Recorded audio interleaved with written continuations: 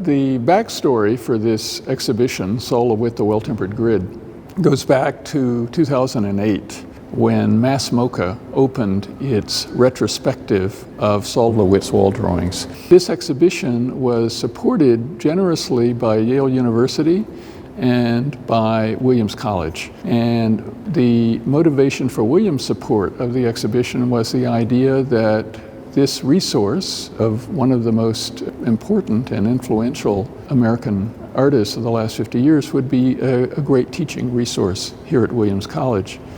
LeWitt talked about the mind rather than the eye as the focus of his art. And so I thought if I could get students to understand how LeWitt's mind worked and the things that shaped it, it would give them a much deeper understanding of the wall drawings. And so what this exhibition does is to show LeWitt's discovery of the grid, the development of the grid, the introduction of seriality, and then the many permutations and variations across media. The grid becomes a structure, a matrix in which LeWitt works out an art of the permutations of ideas.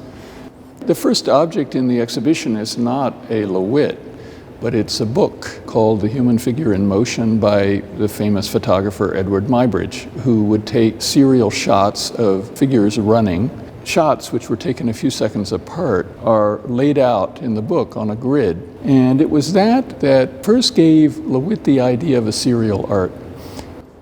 I love to look at artists' beginnings and how they began to grapple with ideas. So this is an early example of LeWitt trying to take these serial images, which are themselves laid out on a grid in the book and photographed against a grid, which Muybridge himself set up, grappling with that idea and trying to apply it to painting. Very important to LeWitt, and one can see it in this piece over here, it's made to be pushed against the wall with the idea that the shadows that are projected from the light fuse that object with the wall. And that's really part of the experience of the work, is its interaction with its environment. LeWitt's ideas were not linked to a particular medium. He does three-dimensional works, which he calls structures. He does ink drawings. He does artist books. He does furniture. He does wall drawings. And all of these things simply represent different realizations of the same ideas. He talks about a cube as a kind of grammatical element. It's not something particularly interesting in itself. What you do with it is what's interesting. And so he's taking here a flat square, a small cube, a tall cube, and placing these 18 elements on a 9-part grid and working out all of the possible permutations of those forms. So this is the beginning of seriality in LeWitt's art.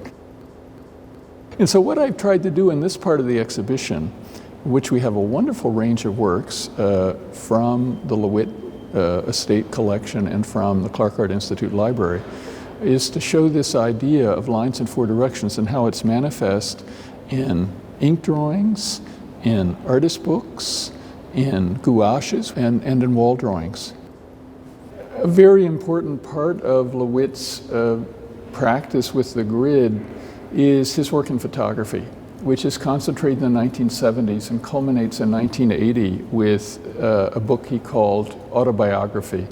So it shows how the grid becomes the way that LeWitt organizes the world and perceives the world. Sort of everything becomes mediated through the grid.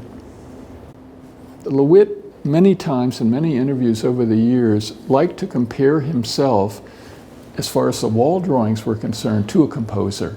He said, I'm the composer, my directions are the score, the people who do the drawing are the performers. And so that it means that the same wall drawing can exist in multiple venues, just as a Beethoven symphony can be performed around the world in different concert halls at the same time on the same day. And that even after the artist's death, we are getting ever new realizations of LeWitt's wall drawings in different spaces, in different venues.